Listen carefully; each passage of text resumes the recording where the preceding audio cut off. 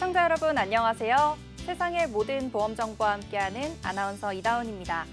저희 프로그램에서는 보험을 준비하는 과정에서 생기는 작은 고민부터 과도한 보험료로 걱정하시는 분들이 한 분도 계시지 않을 때까지 보험에 관한 고민과 궁금증 함께 풀어보고 있습니다. 저희 프로그램은 카카오TV와 네이버TV, 유튜브를 통해서 시청 가능하시고요. 유튜브 검색창에 NBNTV 검색하시면 실시간 방송으로도 참여할 수 있습니다. 많은 참여 부탁드리고요. 아울러 본 방송은 정보 제공을 위한 방송이며 보험 서비스 및 상품 판매와 중개에는 관여하지 않습니다. 그럼 이제 본격적으로 저희 프로그램 시작해 볼 텐데요. 오늘은 세 분의 전문가님들 나와 계십니다. 전문가님 안녕하세요. 안녕하세요. 네, 전문가님 소개 부탁드립니다. 네, 나에게 꼭 맞는 보험을 준비할 수 있도록 쉽게 풀어서 도와드리겠습니다. 반갑습니다. 오늘 함께하게 될 김선숙 전문가입니다. 네, 안녕하세요. 보험 보장 분석 전문가 김원찬입니다. 안녕하세요. 오늘 운전자 보험에 대해서 간략하게 설명드릴 보험점검 전문가 최우석 팀장이라고 합니다. 네, 이제 세 분의 전문가님들과 인사 나눠봤는데요. 이제 본격적으로 칭찬보험들 확인해 보겠습니다. 오늘 첫 번째 칭찬보험은 무엇일지 화면으로 먼저 만나보시죠.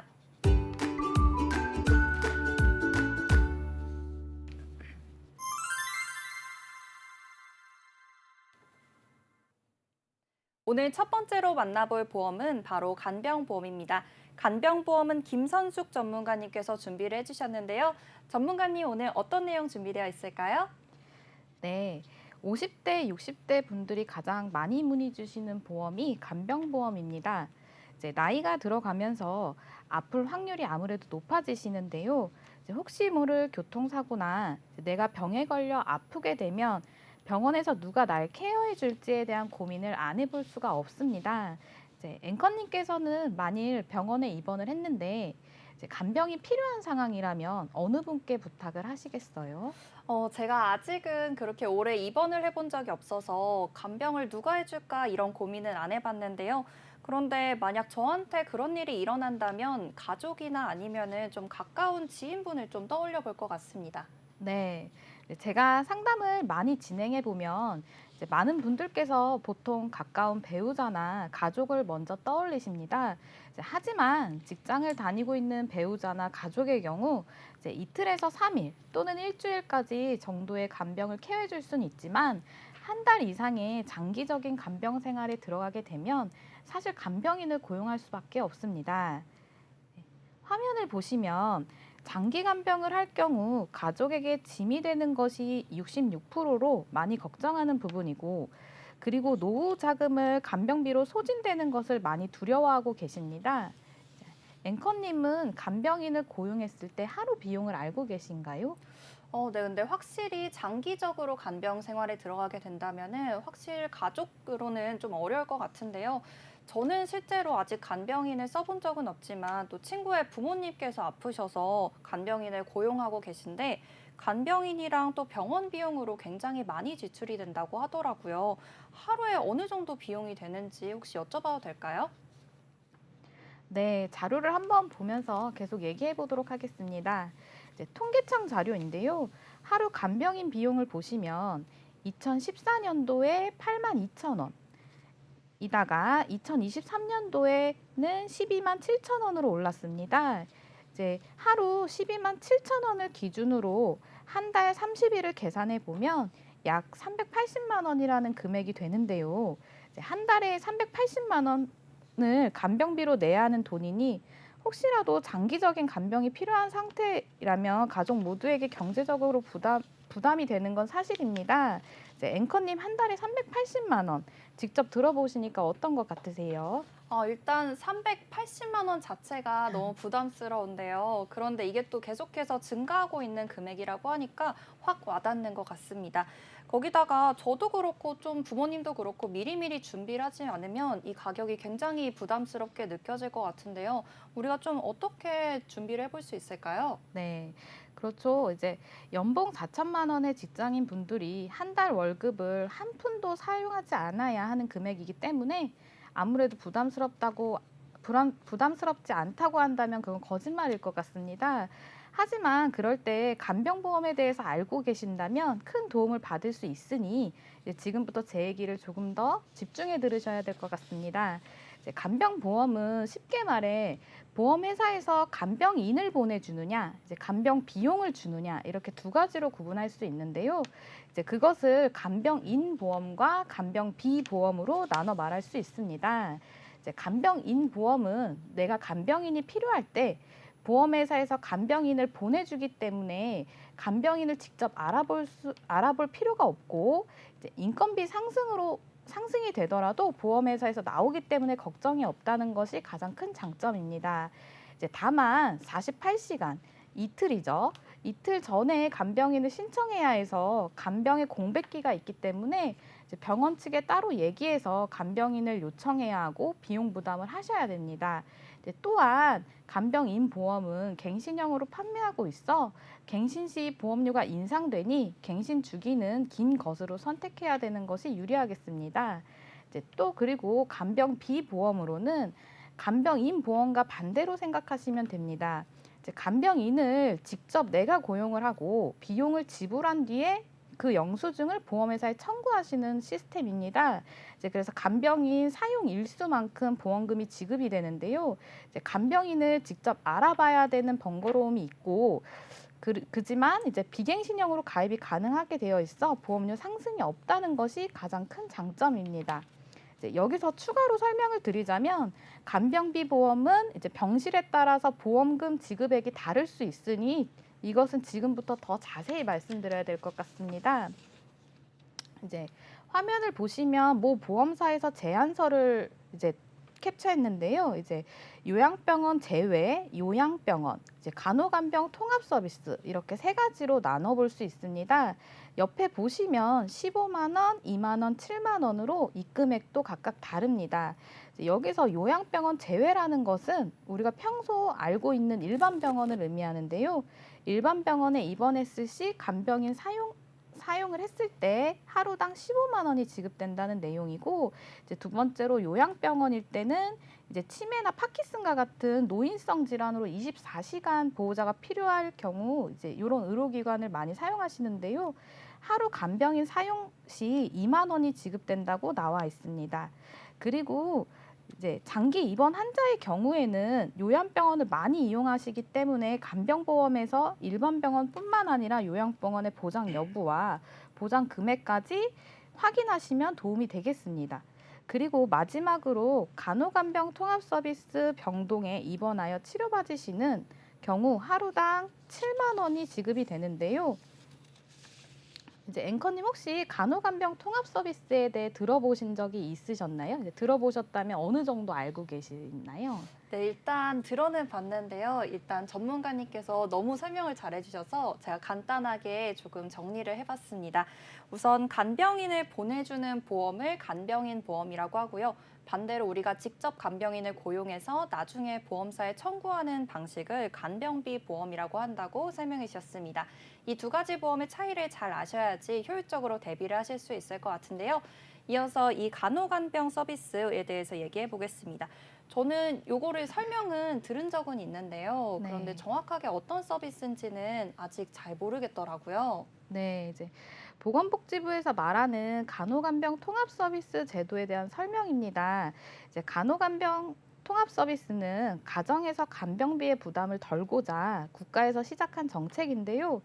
이제 간호간병 통합 서비스 병실에는 보호자나 개인 간병인이 상주할 수가 없고 대신 간호사나 간호조무사가 그 역할을 대신 수행해 줍니다.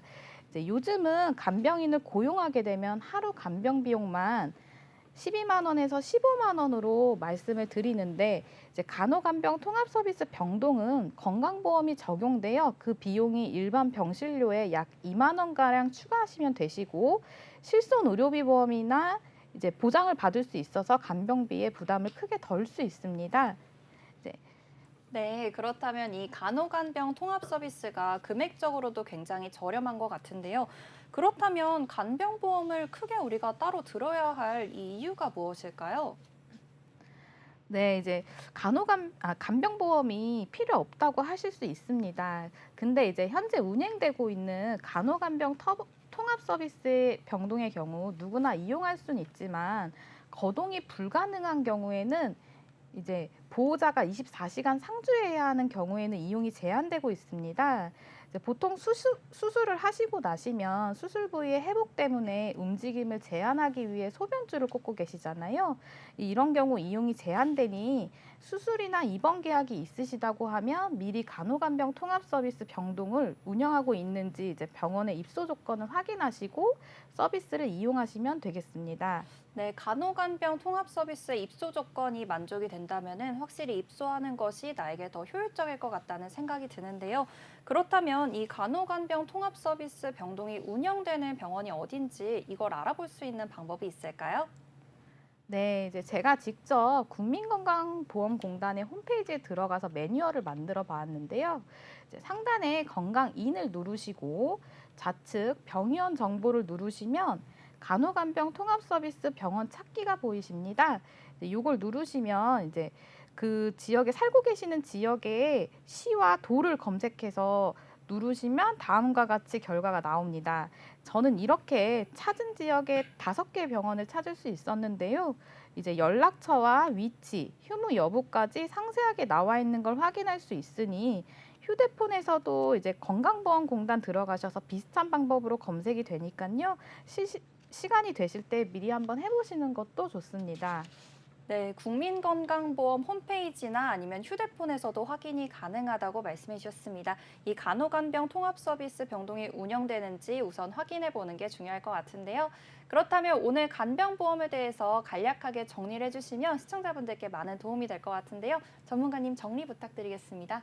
네, 이제 제 3가지로 정리를 해드렸는데요. 이제 첫 번째로 간병인 보험과 간병비 보험의 장단점이 상반되니 보험의 특장점과 장단점을 꼭 확인하셔서 나에게 맞는 보험으로 준비하시는 것이 좋고요. 두 번째로 간병비 지원보험은 이제 일반 병원, 요양병원, 간호간병 통합서비스 병원의 이제 사용 일당이 각각 다르게 보장됩니다. 각 병원의 병실별 특징을 구분하셔야 제대로 된 보장을 준비할 수 있습니다. 그리고 세 번째로는 간호간병 통합서비스 병동은 이용료가 저렴하지만 중증 질환이나 거동이 불편하신 24시간 상주해야 되는 경우 해당 서비스의 이용이 제한되니 반드시 미리 알아보고 이용하셔야 합니다. 네, 이 간병보험에 대해서 잘 설명 들어봤는데요. 전문가님께서 너무나 설명을 잘해주셔서 제가 또 궁금한 점이 있습니다. 이건 나머지 이 두 분 전문가님께 여쭤보고 싶은데요. 간병보험에 이 간병인 지원 일당이랑 간병인 사용 일당이 있다고 이렇게 설명을 해주셨잖아요. 그래서 두 분의 전문가님께서는 이 두 보험 중에서 어떤 걸 선택하는 게 더 효율적이라 생각하는지 이 부분 말씀해 주시면 좋을 것 같습니다. 네, 전문가님 어떻게 네. 생각하시나요? 네. 개인적으로 간병인 사용 일당, 지원 일당 둘 다 좋은 보험인데 저 개인적으로는 이제 계속 이제 최저 임금이 계속 오르다 보니까 간병인 사용 일당 보험 같은 경우에는 비갱신형으로도 유지가 가능하며 이제 내가 사용한 비용을 이제 보험 회사에 청구하는 방식으로 되어 있지만 그거에 대한 차액은 이제 본인 부담금으로 가기 때문에 저는 개인적으로 보험회사에 간병인을 신청하는 간병인 지원 보험을 조금 더 추천드리고 있습니다. 대신 네. 단점은 이제 갱신형이라는 부분이 조금 단점이라서 그 부분만 유의하고 가시면 좋을 것 같습니다.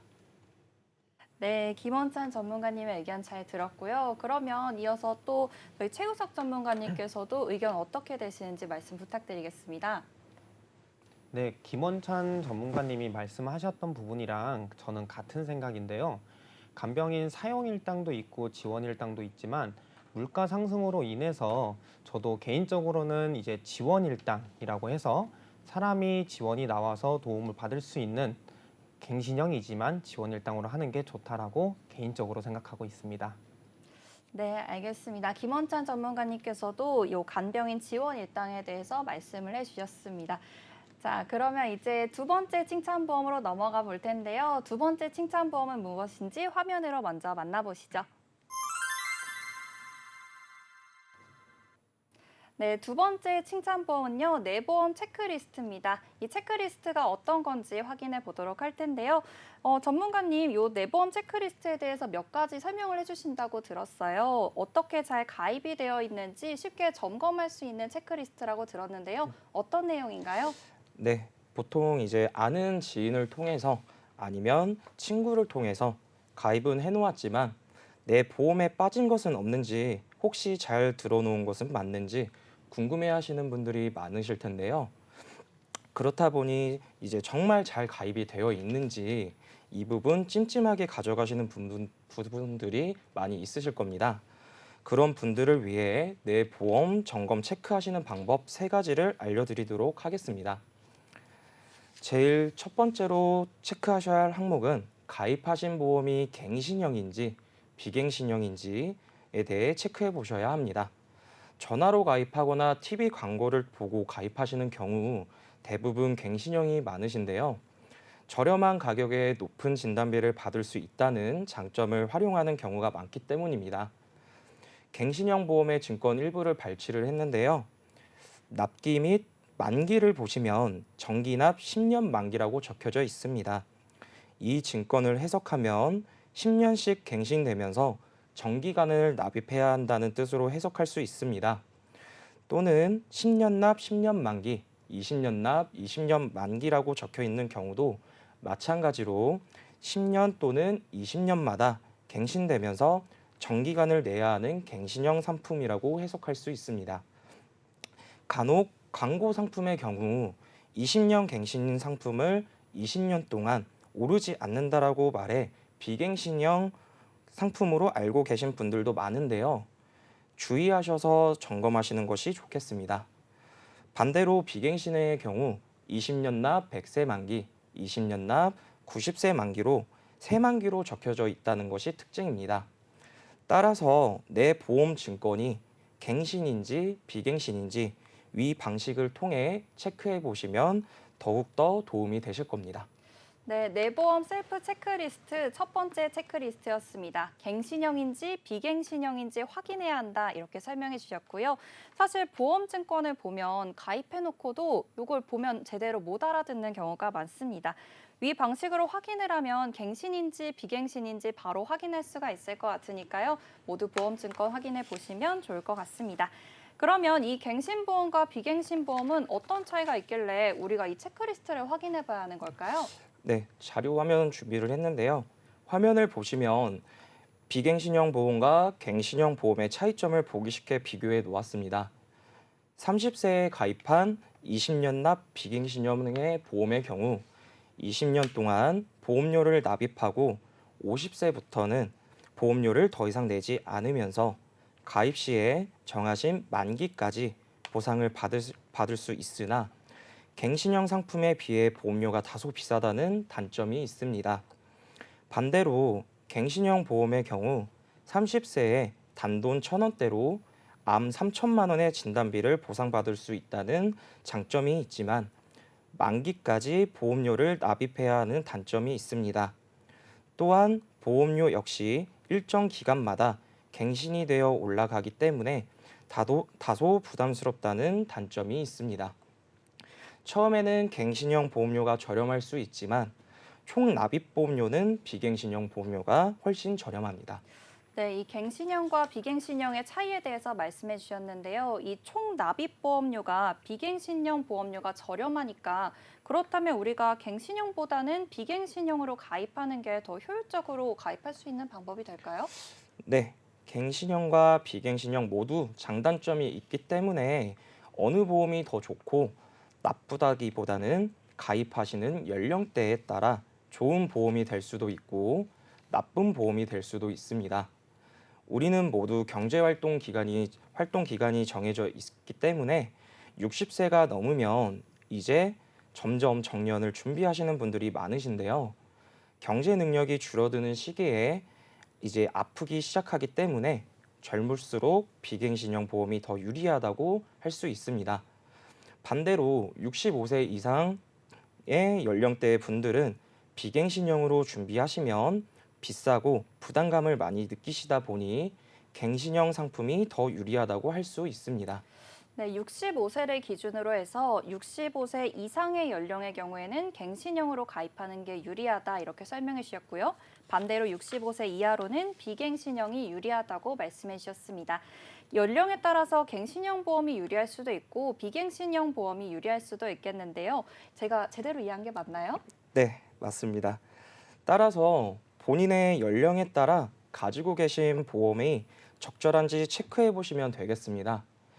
예외적으로 젊으신 분들 중에 가족력이 있으신 경우 암 진단비를 높게 가져가고 싶어 하시는 경우도 있으신데요. 비갱신으로 암 진단비를 높게 가져가시는 경우 보험료가 굉장히 높아지기 때문에 부담스러운 경우가 생기십니다.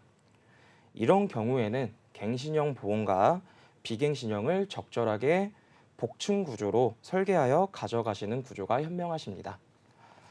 화면을 보시면 왼쪽처럼 모든 보험을 비갱신형으로 가져가실 경우 보험료가 다소 부담스러우실 수 있는데요. 화면의 오른쪽처럼 갱신형과 비갱신형을 적절하게 복층 구조로 가져가시는 경우에는 높은 보장과 더불어 보험료를 크게 줄이실 수 있습니다. 따라서 암 발생률이 높은 기간 동안은 복층으로 가져가시다가 비갱신 보험 납입이 끝난 후 갱신 담보만 가져가시거나 해지하시는 방향으로 가시면 보험료 부담과 리스크가 함께 줄어들 수 있습니다. 네, 갱신형과 비갱신형을 적절하게 함께 설계한 걸 우리가 복층 구조라고 부르는 것 같은데요. 이렇게 복층 구조로 가져가면 보험료는 저렴해지고 반대로 진단금은 높게 함께 가져갈 수 있을 것 같습니다. 그렇다면 이 복층 구조는 우리가 나이에 좀 상관없이 모든 연령대에서 설계가 가능한 건가요? 네, 맞습니다.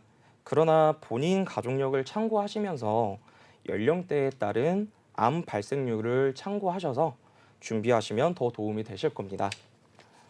화면에 국가암정보센터 자료를 보시면 대한민국 남녀 연령대별 암 발생률을 추려놓은 것인데요. 파란색이 남자, 빨간색이 여자입니다. 여성분들은 30대 후반부터 암 환자가 꾸준히 증가하는 반면 남성분들은 50대 중반을 시작으로 급격히 증가하는 것을 알 수 있습니다. 남성분들의 경우 50대 중후반부터, 여성분들은 30대 후반부터 복층 구조로 준비하시면 더욱 리스크를 줄이실 수 있을 거라 생각합니다. 또한 심장 질환의 경우에는 50대부터 70세까지 남녀 비중이 급격하게 증가하고 있습니다. 뇌혈관 질환의 경우에는 50대부터 꾸준하게 급격한 증가를 보이고 있다는 사실을 참고하셔서 플랜을 짜시면 많은 도움이 되실 것이라고 생각합니다. 네, 각각에 따라서 이 복층 구조로 어떻게 설계해야 하는지 이 연령별로 그리고 성별별로 설명을 해주셨습니다. 갱신형의 경우에는 높은 연령대일수록 유리하다고 설명해 주셨고요. 반대로 비갱신형의 경우 낮은 연령대일수록 유리하다고 설명해 주셨습니다. 그리고 암 발생률이 높은 연령대의 경우에는 복층 구조로 설계하는 것이 보험료도 줄이고 보장도 많이 받는다. 이렇게 팁까지 주셨는데요. 그렇다면 이렇게 첫 번째 체크리스트는 마무리해 보도록 하고요. 이제 두 번째 체크리스트로 넘어가 보도록 하겠습니다.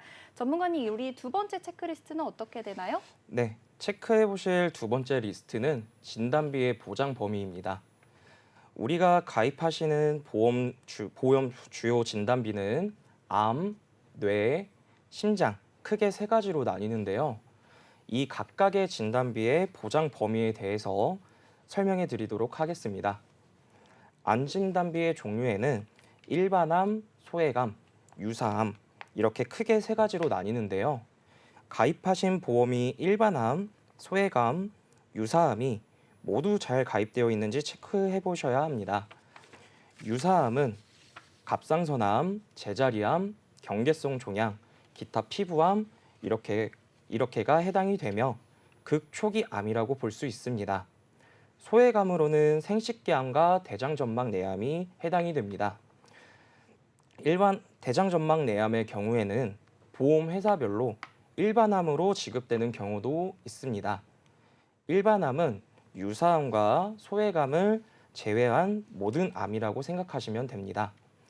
따라서 이 세 가지 암에 대해 빠진 것 없이 잘 준비되어 있으신지 꼭 체크해 보시기 바랍니다. 두 번째로는 뇌 진단비입니다. 가입하신 증권을 보시면 뇌혈관 질환 진단비라고 적혀 있으신 경우도 있으며 뇌졸중 또는 뇌출혈 진단비라고 적혀 있는 경우도 있는데요. 세 가지 진단비가 모두 뇌라는 글자가 들어가기 때문에 막연하게 뇌에 대해 준비가 잘 되어 있다고 생각하시는 경우가 많습니다. 하지만 각각 가입하신 진단비 이름에 따라 뇌 질환의 초기 단계에서도 받을 수 있는 진단비도 있으며 그렇지 않은 진단비도 있습니다. 뇌혈관 진단비의 경우 뇌 질환의 초기, 중기, 말기와 상관없이 진단비를 받으실 수 있지만 뇌졸중의 경우에는 중기, 말기 때만 보상이 가능합니다. 뇌출혈 진단비로 준비하시는 경우에는 초기, 중기 때는 진단금을 받을 수 없으며 뇌에 출혈이 일어나는 말기 시점에만 보상이 가능합니다. 그림을 보시면 뇌경색의 경우 이렇게 혈관이 막히게 되는 경우이시며 막힐 때 치료가 되지 않으면 혈관이 팽창하다가 터져버리는 것이 뇌출혈입니다. 요즘에는 건강검진을 워낙 자주 하게 되기 때문에 예전처럼 말기에 발견되는 경우보다는 초기에 발견되는 경우가 훨씬 흔해졌기에 가입하신 보험이 초기에도 보상이 가능한 보험인지 잘 체크해 보시기 바랍니다. 네, 두 번째 체크리스트에 대해서 설명 들어봤습니다. 이 진단비의 보장 범위에 대해서 설명해 주셨는데요. 암과 뇌의 진단비 보장 범위 확인해 봤습니다. 자, 이제 가입한 진단비 이름에 따라서 초기에도 보장을 받을 수 있고 받지 못할 수도 있다고 하니까요. 내가 가입 시에 전부 다 보상이 된다는 말을 이제 생각하지 마시고 이러한 부분을 잘 체크해 보시는 게 좋을 것 같습니다. 그렇다면 이제 세 번째 체크리스트로 넘어가 볼 텐데요. 전문가님, 세 번째는 어떤 걸까요? 네, 세 번째 체크리스트는 심장 진단비입니다. 심장 진단비 역시 마찬가지로 가입되어 있으신 진단비명에 따라 초기에도 보상이 가능할 수도 그렇지 않을 수도 있습니다. 가입하신 증권을 살펴보시면 심장질환 진단비, 허혈성 심장질환 진단비, 급성 심근경색증 진단비라고 각각 적혀져 있는 부분을 확인하실 수 있습니다. 심장질환 진단비로 가입하신 경우 심부전, 부정맥, 발작성 빈맥, 협심증 등 포괄적으로 모든 부분 보상이 가능한 반면에 허혈성 심장 진단비는 협심증과 허혈성 심장 질환 및 급성 심근경색증을 보상하며 급성 심근경색으로 가입하신 경우 초기 때 발견하지 못하고 말기로 병이 진행된 경우에만 보상이 가능합니다. 요즘에는 의학기술의 발전으로 병원에서 좋은 기계로 검진을 잘 받으시기 때문에 사실 심근경색보다는 초기 단계의 발견이 훨씬 많아졌고 초기 단계에서 보통 약물 치료가 들어가기 때문에 말기로 진행되는 경우는 드뭅니다. 또한 심장은 심근경색의 경우에는 대부분 수술이 병행되기 때문에 진단비로 준비하시는 것보다는 수술비로 준비하는 것이 훨씬 유리합니다. 네, 세 번째 체크리스트인 이 심장의 진단비까지 설명 잘 들어봤습니다. 심장도 초기 진단의 경우에 받을 수 있는 진단비가 있고 받지 못하는 진단비가 있다고 하니까요. 이 세 번째 체크리스트까지 잘 확인해 보시는 게 좋을 것 같습니다. 그런데 제가 궁금한 점이 하나 생겼는데요. 암이나 뇌 진단비 같은 경우에는 초기부터 좀 준비를 해야 된다 이렇게 말씀을 해주셨는데 네. 심장질환 진단비는 말기 진단비를 또 수술비로 준비를 해주셔야 된다고 말씀을 해주셨잖아요. 네. 이 이유가 무엇인가요? 네, 제가 쉽게 풀어서 예를 들어서 설명해 드리도록 하겠습니다. 이제 화면을 보시면 초기 진단비와 말기 진단비를 모두 가입하신 환자 A라는 분이 급성 심근경색으로 진단받으신 경우 초기와 말기를 모두 보상하는 화혈성 심장질환 진단비와 급성 심근경색증 진단비에서 모두 5천만 원의 진단비를 지급받게 됩니다. 하지만 급성 심근경색 진단비를 허혈성 심장질환 수술비로 준비하신 환자 B의 경우에는 심근경색 단계에서는 보통 수술이 들어가기 때문에 총 8천만 원이라는 보험금을 지급받게 됩니다. 진단비보다는 수술비가 훨씬 저렴하기 때문에 같은 보험료를 내고도 받는 진단금이 달라질 수 있습니다. 또한 심장 질환은 수술을 하게 되면 주기적으로 반복하게 된다는 것이 특징인데 이런 경우에 환자 A는 총 5천만 원의 진단비만 수령하고 끝이지만 환자 B는 수술 시 수술비 5천만 원을 수술하실 때마다 반복적으로 받으실 수 있습니다. 네, 심장 네. 네, 잘 들었습니다. 심장 같은 경우에는 우리가 말기 가면은 보통 수술에 들어가게 되고 그다음에 반복적으로 수술이 일어날 수 있기 때문에 심장은 수술비로 준비해 주시는 게 좋다고 설명해 주셨고요. 이렇게 세 가지 체크리스트 모두 확인해 봤습니다. 제가 간략하게 정리를 드리면요. 첫 번째로 내 보험이 갱신인지 비갱신인지 이 부분을 먼저 확인해 주셔야겠고요. 그리고 두 번째로는 가입된 진단비의 범위를 확인하셔야 합니다. 그리고 마지막으로는 심장 진단비는 꼭 수술비로 확인하셔야 된다는 점 여기까지 지켜주신다면 내 보험을 효율적으로 운영해 보실 수가 있을 것 같으니까요. 세 가지 체크리스트 꼭 확인하시길 바랍니다. 그러면 이제 이 내용은 여기까지 하도록 하고요. 다음 칭찬보험으로 넘어가 보도록 하겠습니다. 화면으로 먼저 만나보시죠.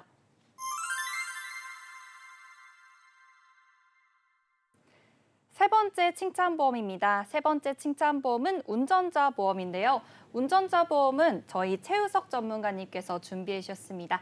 전문가님, 운전자 보험 어떤 내용일까요? 네, 운전하시는 분들이 필수로 가입해야 하는 보험이 운전자 보험인데요. 많은 분들이 자동차 보험은 의무 가입이라 과태료가 발생하지 않게 하기 위해 필수를 가입을 하시고 운전을 하십니다. 하지만 운전자 보험은 나라에서 지정한 의무 가입이 아니다가 보니 가입을 하시지 않고 운전하시는 분들이 너무나도 많습니다. 그래서 제가 오늘 소개시켜 드릴 운전자 보험은 선택이 아닌 필수라고 말씀드리기 위해 핵심적인 부분만 찝어서 설명을 드리려고 합니다. 앵커님도 차량 운전을 하시니까 운전자 보험 당연히 가입하셨겠죠? 네, 맞아요. 저도 저희 설계사님께서 꼭 가입을 해야 된다고 말씀해 주셔서 가입은 했는데요. 그런데 정확하게 이 자동차 보험도 내가 들어놨는데 운전자 보험까지 가입해야 하는 이유를 잘 모르겠더라고요. 전문가님께서 설명해 주시면 좋을 것 같아요. 네, 먼저 자동차 보험에 대해 말씀드리겠습니다.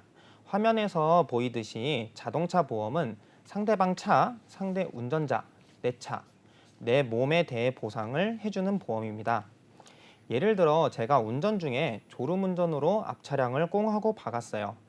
이때 상대방 차량은 대물 보상에서 수리비를 보상할 것이고 상대 운전자는 대인 보상에서 비용 처리를 받을 겁니다. 다만 이 사고로 상대방만 다친 게 아니라 내 차량, 내 몸도 다쳤겠죠. 제 차량은 자기 차량 손해, 흔히들 자차라고 말하는 자기 차량 손해에서 수리를 받을 것이고 내 몸 치료는 자기 신체 손해 또는 자동차 상해라는 특약에서 치료를 받으실 수 있다라고 생각해 주시면은 자동차 보험에 대해 이해가 좀 더 쉬우실 것 같습니다. 네, 먼저 자동차 보험에 대해서 설명을 해주셨는데요. 간단하게 말하자면 이 자동차 보험은 타인의 차, 그리고 타인의 신체에 대해서 보상을 해주는 보험이다. 이렇게 알고 있으면 될 것 같습니다. 그렇다면 이 운전자 보험과는 어떤 부분에 차이가 있는 걸까요? 네, 자동차 보험은 자동차 사고 시 상대방을 위해 민사적인 부분을 보장을 해주고요. 운전자 보험은 형사적인 부분과 행정적인 부분을 보장을 해줍니다. 운전자 보험은 나를 지키기 위한 보험이라고 생각하시면 이해가 조금 편하실 텐데요. 예시를 들었던 사고 같은 경우 경미한 사고기에 형사적인 책임까지는 따라오지는 않지만 중대한 큰 사고 시에는 형사적인 책임이 따라오게 됩니다. 큰 사고 시라는 건 12대 중과실로 발생한 사고와 피해자가 내 차량으로 인해 중상해 또는 사망에 이르게 된 사고를 말하게 되는데요. 시청자분들 중 교통사고가 나기를 원하시는 분들은 안 계실 겁니다. 하지만 사고라는 거는 불시에 나에게 찾아오는 것이니 자동차 보험과 운전자 보험 두 가지 모두를 꼼꼼히 준비해서 대비를 해주시는 게 좋으실 것 같습니다. 네, 형사적인 책임이라고 말씀을 해주셨는데요. 그렇다는 거는 내가 실제로 잘못을 했을 때 형사적인 책임이 따라오는 거잖아요. 그럼 사고에서 내가 잘못했을 경우에만 좀 보상을 받을 수 있는 건가요? 네, 중대한 사고 시라고 말씀드렸는데요. 상대방이 중상해 또는 사망에 이르게 되면은 형사적, 행정적 책임이 따라오신다고 보면 됩니다. 보통 12대 중과실 사고 시 예측하지 못하던 사고이다 보니 크게 다치게 되어 12대 중과실일 때만 운전자 보험 보상이 가능하다고 알고 있는데 운전자 보험은 12대 중과실뿐만 아니라 사람이 크게 다치게 되면 형사 합의를 봐야 하고 이때 운전자 보험이 있어야지만 보상을 받으실 수 있습니다. 이렇게 설명을 드리면은 가끔 이런 질문을 하시는 분들이 계시는데요. 나는 교통법규를 정말 준수를 잘하고 운전을 하다가 보니까 운전자 보험이 필요 없어요 라고 말씀하시는 분들이 계세요. 한 가지 예를 들어보도록 하겠습니다. 60km 제한 속도인 도로를 운전 중인데 앞에 사거리가 나왔어요. 저는 60이라는 속도로 달리고 있고 사거리 정지선 도착하기 바로 직전에 신호가 초록불에서 노란불로 바뀌었습니다. 이때 저는 급정거를 해서 멈출 수 있을까요? 아니면 그냥 악셀을 좀 더 밟아서 빠르게 사거리를 통과할까요? 혹시 앵커님은 어떻게 생각하시나요? 네, 저는 사실 급정거가 더 위험하다고 생각을 해서 그냥 악셀을 밟아서 빠르게 통과를 할 것 같습니다. 네, 보통은 속도를 좀 더 내서 적색불이 되기 전에 사거리를 지나가게 됩니다. 그러면은 이때는 과연 신호 위반으로 들어갈까요? 근데 사실 이 신호등을 지나갈 때 빨간불이 아니었잖아요. 그래서 저는 이거는 위반이 아니지 않을까 생각하는데요. 네, 정답입니다. 이때는 신호 위반으로는 들어가지는 않아요. 그렇기에 경찰분들도 위반이라고 단속하지는 않죠. 운전자가 신호 체계를 외우고 운전을 할 수는 없으니까요. 그런데 이와 같은 상황에서 사거리를 지나가는데 도로를 무단횡단하는 사람을 못 보고 치게 됐을 때 이때는 신호 위반으로 들어갈까요? 근데 이것도 빨간불에 지나간 건 아니잖아요. 그래서 신호 위반에 들어가지 않을 것 같은데요. 네, 아쉽게도 정답이 아닙니다. 이 경우 주황불에 지나갔어도 사람이 다쳤기 때문에 신호 위반으로 들어가서 형사적, 행정적 책임을 물어야 합니다.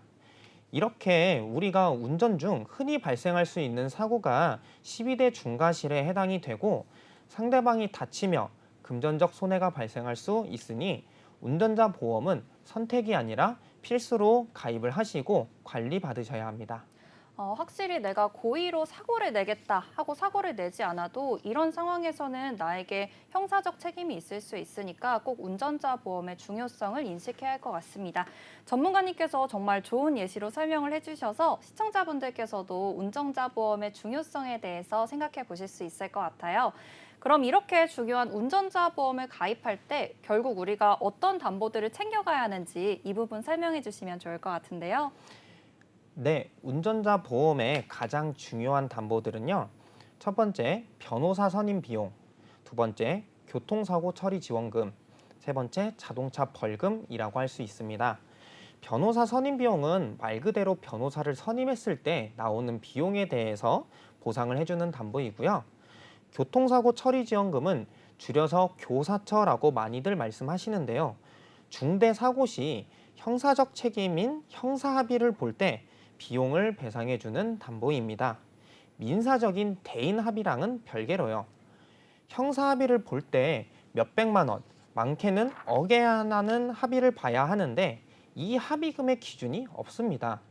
따라서 합의를 보는 피해자의 선택으로 조율을 하셔야 하고요. 그런데 그만한 돈을 현금으로 가지고 계시는 분이 많이 계실까요? 많지 않습니다. 이때 6주 이상 진단 시 2억 5천만 원이라는 금액 한도로 합의금이 나오는 담보가 교통사고 처리 지원금입니다. 6주 미만 시에는 1천만 원 한도로 합의금이 지원이 나오고요. 마지막으로 자동차 벌금은 대물과 대인에 관한 나라에 내는 벌금을 지원해주는 담보입니다. 정리를 해서 요즘 운전자 보험은 교통사고 처리 지원금 2억 5천만 원, 변호사 선임 비용 5천만 원, 대인 벌금 3천만 원, 대물 벌금 500만 원 담보 가입이 가능한데요. 이 특약 금액을 확인한 후에 가입을 하시는 것을 권장해 드립니다. 한 번은 이런 사례가 있었는데요.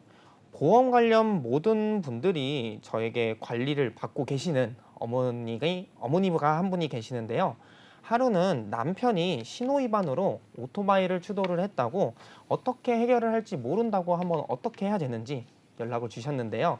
이 사고는 빨간불일 때 주행하신 게 아닌 신호 위반 예시를 들어드린 사항과 똑같이 주황불에 멈출 수 없어서 진행을 하셨지만 우회전하는 오토바이를 참아보지 못하고 추돌을 하게 되었습니다.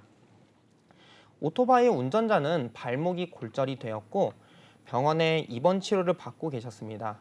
어머님의 보험은 제가 관리를 하고 있다 보니 제대로 된 담보로 최신화된 금액을 유지 중이셨지만 배우자님은 보험료가 아깝다는 이유로 19년도에 가입한 운전자 보험을 그대로 유지하셨습니다. 갑작스러운 사고이나 오토바이 운전자가 골절이라는 상해가 발생하였고 병원 치료비는 자동차 보험에서 보상이 나갔지만 형사적, 행정적 책임은 배우자님이 떠안고 가야 하는 상황이었습니다. 저를 신뢰하는 고객님의 배우자님이시기에 해드릴 수 있는 방안을 최대한 찾아보았지만 책임은 회피할 수가 없어서 벌금 관련된 비용과 형사 합의금을 조율할 수 있게 도와드리고 완만히 해결하게 되었습니다. 물론 금전적 손실은 발생했고요. 이처럼 운전자 보험을 유지하신다 한들 담보와 금액이 부족하면 유지를 하시더라도 제대로 된 보상을 받으실 수 없습니다. 그러기 때문에 운전자 보험은 주기적인 관리가 필요하고요. 네, 정말 안타까운 사고였던 것 같습니다. 저도 같은 상황이면 너무나 당황스럽고 어떻게 처리해야 될지 모를 것 같은데요. 그래서 사실 이 담보들을 확인해 보는 게 중요한 거겠죠. 말씀해 주셨던 변호사 선임 비용, 교통사고 처리 지원금, 그리고 자동차 벌금 한도까지 확인해 보신다면은 이런 사고가 났을 때 좀 더 정확하게 대처하실 수 있을 것 같습니다. 전문가님, 그런데요. 방금 제가 설명을 들어보니까 말씀해 주셨던 이 담보 금액이 제가 가입했던 담보 금액보다 좀 더 높은 것 같아요. 그래서 제가 추가적으로 좀 운전자 보험을 가입해야 할지 좀 고민이 되는데요. 어떻게 해야 할까요? 네, 운전자 보험을 보충하셔도 되지만 그러면 운전자 보험을 한 개 더 추가 가입을 하셔야 하다 보니 한 달 보험료가 중복으로 나가게 되어 운전자 보험은 하나만 제대로 유지를 하시는 게 고정 지출을 조금 줄일 수 있습니다. 기존 운전자 보험을 정리를 하시고 재가입하시는 것을 추천을 드립니다. 운전자 보험은 단순 보장 금액이 기존보다 낮아서 재가입을 권장해 드리는 게 아닌 보장 금액도 금액이지만 새로운 큰 법안이 개정이 되기 때문에 이 법안을 적용받기 위해서 재가입을 권장해 드리는 겁니다.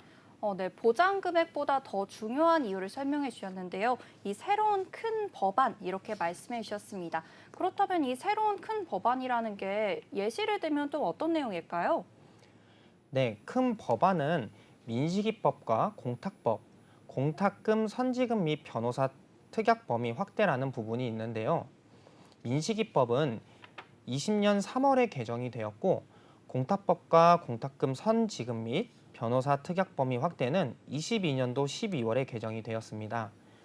행정적 책임인 벌금에서 운전자 보호구역 사고 시, 어린이 보호구역 사고 시 최대 2천만 원이었으나 민식이법이 개정되므로 1천만 원이 늘어 최대 3천만 원이 되었습니다. 2000년 3월 이전 운전자 보험 가입자는 벌금의 한도가 2천만 원으로 가입이 되어 있어 차액 1천만 원은 운전자가 부담을 했어야 했습니다. 어린이 보호구역 사고 발생 시 벌금이 무조건 나오다 보니 민식이법을 악용해요. 민식이 놀이를 하는 어린이들이 많아졌고요. 민식이 놀이는 구역 내 어린이들이 일부러 차량과 부딪히는 사고를 내고 합의금으로 돈을 편취하게 하기 위한 놀이이며 부모들이 가담했다는 내용을 뉴스에서 많이 보셨을 겁니다. 공탁법은 교통사고로 인해 형사 합의를 봐야 하지만 상대방의 합의를 봐주지 않아서 소송으로 진행이 되었고 법정에 서게 됐을 때 나는 합의를 볼 의향이 있었지만 합의 금액이 서로 맞지 않아 합의를 못 본 경우 법정에서 나에게 불리하게 작용될 수 있습니다. 이때 나는 합의 볼 의향이 있었습니다를 소명하기 위해 하는 것이 공탁이며 공탁금을 걸기 위해선 피해자 인적 사항과 사건 번호가 필요했는데요. 당연히 합의가 잘 되지 않았는데 피해자 인적 사항을 저에게 알려줄 리가 없겠죠. 그래서 공탁이라는 부분이 있었지만 기존에는 공탁금을 걸기가 쉽지 않았습니다. 하지만 이번 22년도 12월에 법안이 개정됨에 따라 사건 번호만 있어도 공탁금을 걸 수 있게 되었습니다. 아주 중요한 법안이 개정된 거죠. 마지막으로 최근 개정된 법안인 선지급과 변호사 선임 비용 담보 범위 확대입니다. 방금 말씀드린 공탁금은 내 돈으로 먼저 공탁을 걸고 피해자가 공탁금을 출금 후 보험사에 청구가 가능했지만 개정 이후 공탁금을 걸 때 50%만큼 운전자 보험에서 선지급을 해주겠다라는 법안이 생겼고요. 중대 사고로 인해서 변호사를 선임을 했을 때 구속이나 기소했을 때만 비용이 지원이 나왔지만 이제는 경찰 조사 때부터 약식 기소, 불기소까지 지원이 가능하게 변경되었습니다. 법정 기소되기 전에 경찰 조사가 먼저 진행되니 범위가 엄청 넓어졌죠. 이처럼 약 3년이 채 되지 않는 기간 안에 큰 법안이 바뀌었는데요. 언제, 얼마나 있다가 또 큰 법안이 바뀔지 알 수 없으니 운전자 보험의 금액을 너무 높게 설정하여서 유지하는 것이 아닌 최소 금액으로 유지 후 자주 바꿔주시는 것을 추천드립니다. 앵커님도 운전을 계속하셔야 하는데 법안이나 담보 금액이 적게 설정되어 있다면 확인 후 제대로 준비해 주시는 게 좋으실 것 같습니다. 네, 이렇게 3년만 해도 새로운 법안들이 굉장히 많이 나왔는데요. 오늘 민식이법과 공탁법, 그리고 공탁급 선지급 및 변호사 특약 범위 확대에 대해서 이야기해 주셨습니다. 이렇게 짧은 기간 동안에도 계속해서 법안은 개정되고 있으니까요. 여러분들께서 이 부분 인지하셔서 보험금 준비하신다면 큰 도움이 되실 것 같습니다. 그렇다면 우리가 이렇게 알아가야 될 부분에 대해서도 간략하게 알아봤고요. 이 전문가님께서 중요하다고 말씀해 주신 담보들이 있잖아요. 이 담보들만 넣어서 우리가 운전자 보험을 가입하게 된다면은 이 비용이 어느 정도 추가가 될까요? 네, 어떤 회사를 선택하고 어떤 담보를 추가적으로 넣었냐에 따라 보험료는 크게 차이가 날 수 있는데요. 운전자 필수 담보만 가입을 했을 때 영업용으로 차량을 운행하는 분이 아니시라면은 보험료는 1만 원대 정도가 설정이 될 것 같습니다. 저는 운전자 보험 설계 요청을 받게 되면은 추가하는 담보가 하나 있는데요. 자동차 부상 치료비라는 담보입니다. 자동차 부상 치료비는 14급 기준 30만 원 담보 가입 시 사고 과실과 무관하게 자동차로 부상을 당할 경우 보험 처리로 병원 치료를 받으시면 30만 원을 지급해 주겠다라는 정액형 담보입니다. 사고 과실과 무관하게 받을 수 있는 담보이다 보니 정상적인 보험 처리를 진행하시고 지급 결의서 한 장으로 쉽게 청구가 가능하고요. 자동차 부상 치료비 보상 금액으로 인해서 납입한 보험료를 절약하실 수 있는 방법이다라고 저는 생각이 되다 보니까 운전자 보험 가입 시 추가하는 것을 권장을 많이 해드립니다. 네, 설명 잘 해주셨는데요. 이제 마지막으로 운전자 보험에 대해서 간단하게 정리해 주시면 감사하겠습니다. 네, 제가 오늘 운전자 보험에 대해 말씀을 드렸는데요. 정리를 하자면은 첫 번째로 자동차 보험과 운전자 보험은 보장 범위가 다른 보험이고요. 운전하시는 분들은 선택이 아닌 필수로 가입을 하셔야 되는 보험입니다. 두 번째로는 운전자 보험 가입 시 교통사고 처리 지원금, 변호사 선임 비용, 자동차 벌금 특약이 가입이 되어 있는지 확인을 하시고 가입한 금액과 법안이 개정된 부분으로 설정이 되어 있는지 확인해야 합니다. 네, 설명 잘 들었습니다. 오늘 내용은 여기서 마무리하도록 하고요. 저희가 준비한 소식은 여기까지입니다. 내일은 더 알찬 소식으로 찾아오도록 하겠습니다. 아울러 저희 방송은 유튜브와 네이버 TV, 카카오 TV에서 시청 가능하십니다. 유튜브 검색창에 NBNTV 검색하시면 실시간 방송으로도 참여하실 수 있으니까요. 많은 참여 부탁드리겠습니다. 아울러 본 방송은 정보 제공을 위한 방송이며 보험 서비스 및 상품 판매와 중개에는 관여하지 않습니다. 지금까지 시청해주신 여러분 모두 감사합니다.